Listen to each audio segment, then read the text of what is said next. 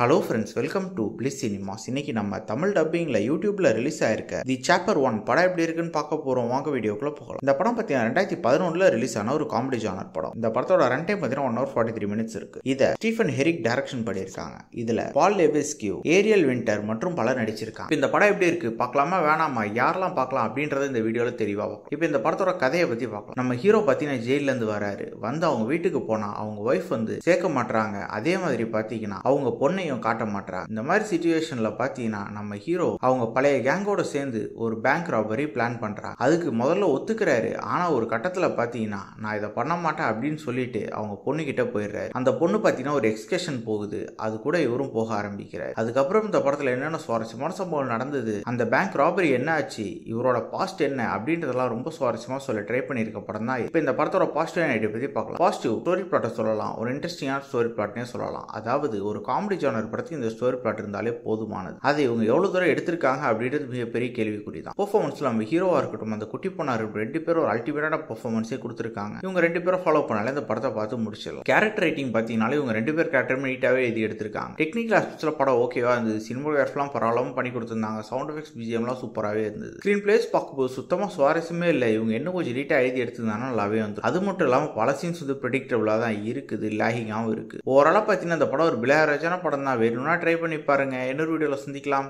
Thank you.